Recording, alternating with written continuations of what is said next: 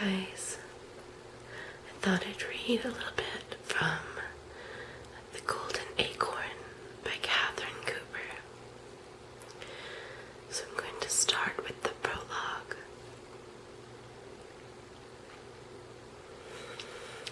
Nora tapped her wand impatiently on the kitchen table before speaking to Camlin. I'm sure I'm right. Jack Brennan is the one. He can't be. He's so small and weedy. He's supposed to be strong and brave.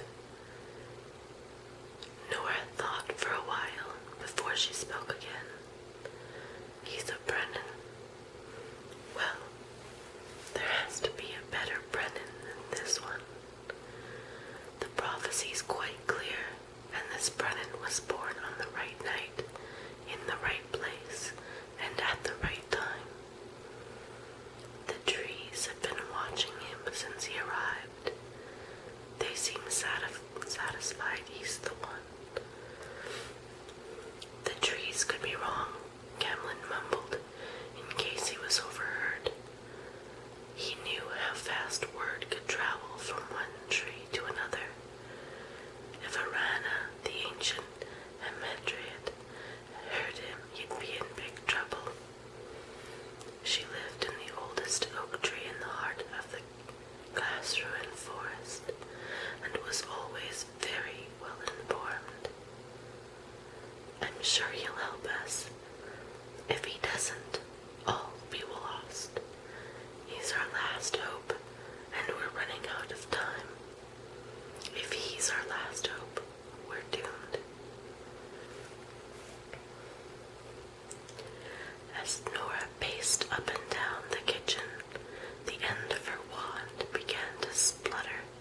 Red sparks erupted from the tip. We need help.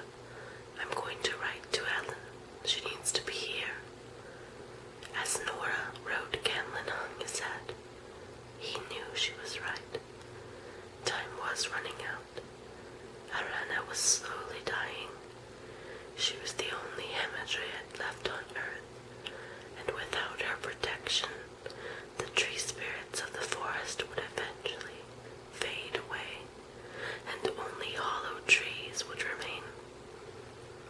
Unless they found someone willing to help them find a way to open the portal into the other world and bring back new Hamadryad acorns, their own time on Earth would end too. As each year passed, Arana grew weaker. It would need a very special person to accept the challenges which lay ahead. Camlin continued to sulk. Jack Brennan had not impressed him. He's not the kind of boy who's going to care if the spirit of an ancient oak tree lives or dies. If he passes the test, he will. There was a long silence. Eventually, Nora fished in her pocket and produced a beautiful golden acorn and placed it carefully on the table. Put this where the boy will see it. It's the only way to be sure. I bet he kicks it. I was watching him yesterday kicking cans and stones about. What kind of help could he possibly be? The journey we've got to make might be dangerous. Too dangerous for the likes of Jack Brennan. Take the acorn. If he sees it and picks it up, we'll know he's the one. Camlin scowled. He picked up the golden acorn and reluctantly left the kitchen to find a good place to hide and watch. He might have a long wait. He wasn't happy.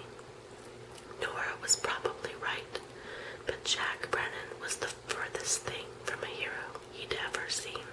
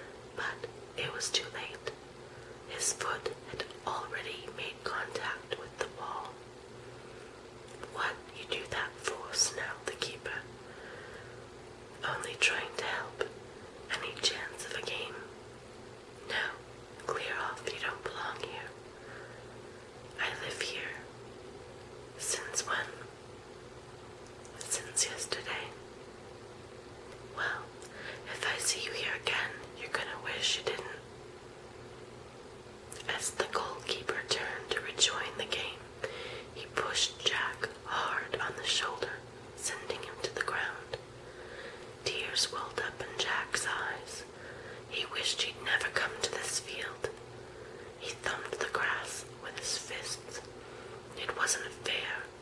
He hadn't asked to come and live with Granddad. He didn't know anyone here. Jack watched the boys from where he lay. He knew he ought to go. The game hadn't restarted yet. There was a lot of shouting as everyone ran over to a tall boy who had blood gushing from his nose. Jack began to feel uncomfortable. The boys turned and looked in his direction. Someone pointed. Another yelled, "Get him!" Then they all started yelling. The ball he kicked must have hit the tall boy in the face. For a moment, Jack froze as they ran toward him. He managed to scramble to his feet and run as fast as he could toward the gate.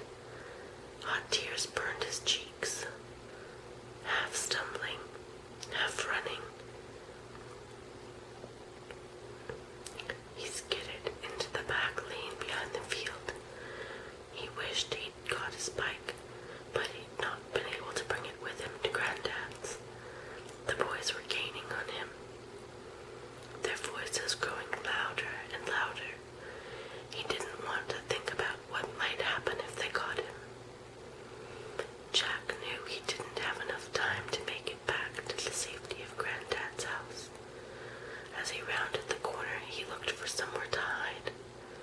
In desperation, he saw a gap in the hedge. Sometimes being small had its advantages.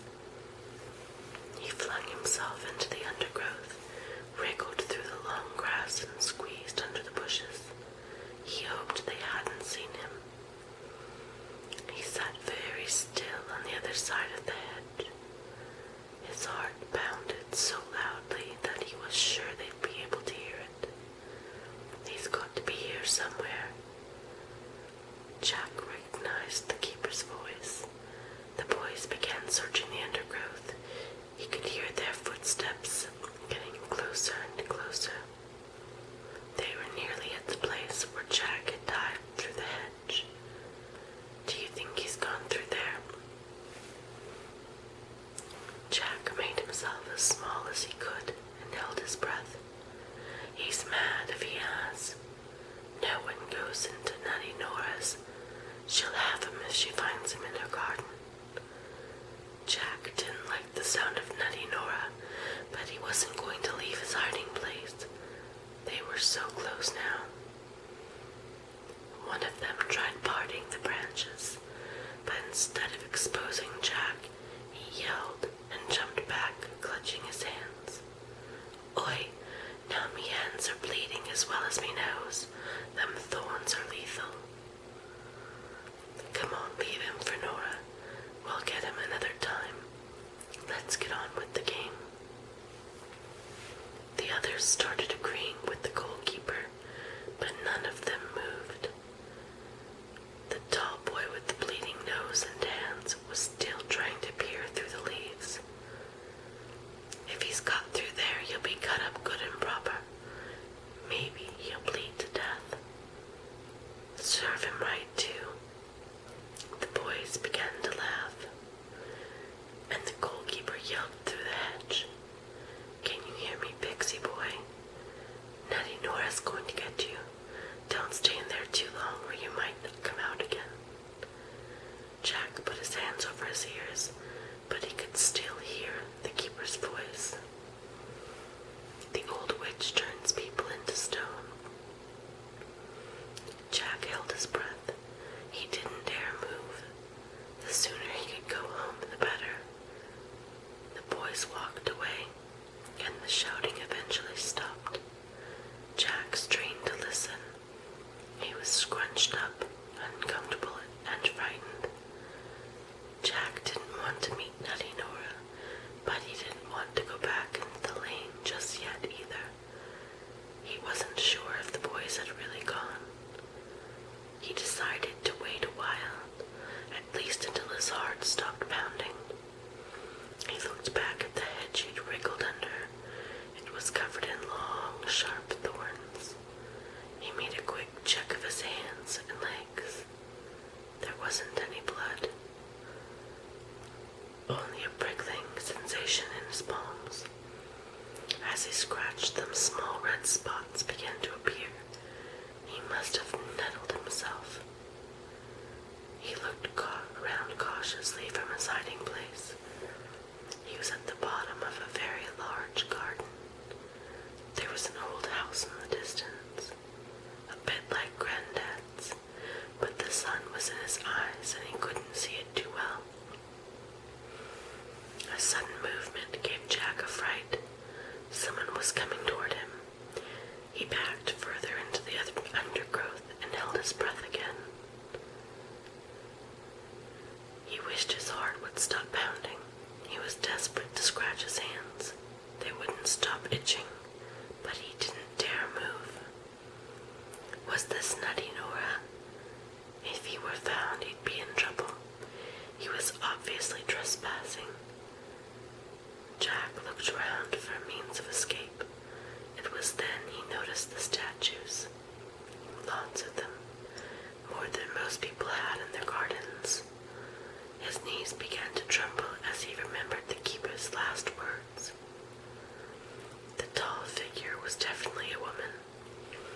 She was so close now that he could have reached out and touched the bottom of her long flowing dress. He shut his eyes and hoped she wouldn't see him. "Come out, Jack Brennan.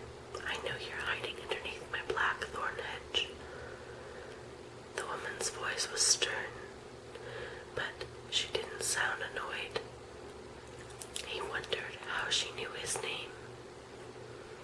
There wasn't any point in trying to hide. He crawled out and tried to look sorry as he stood up. In front of him was a very tall lady. She looked a lot older than his granddad. She had a lot of wispy silver hairs interspersed amongst the brown. As Jack hung his head, he could see she had beautiful hands with long, tapering fingers. He hoped the tall woman looking down at him would know he was sorry for being in her garden. "Have you hurt yourself?" "Only my hands." "Let me look." Jack showed her his palms. "I'm sorry," he began, but the woman interrupted him. "Follow me. I've got just the thing for nittle rash."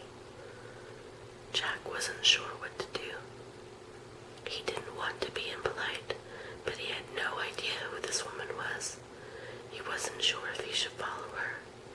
What if she were a witch? "I'm not going to hurt you, and despite what those boys were shouting, I can assure you these statues are not made from people." She smiled at Jack. "I'm Eleanor Ewell, but everyone calls me Nora. Your granddad won't mind you being here." "You know my granddad?" "Of course I do. And your dad. We've lived next door to each other all our lives. But you know my name?" "I know all about you, Jack Brennan. Now follow me and let me see to your hands."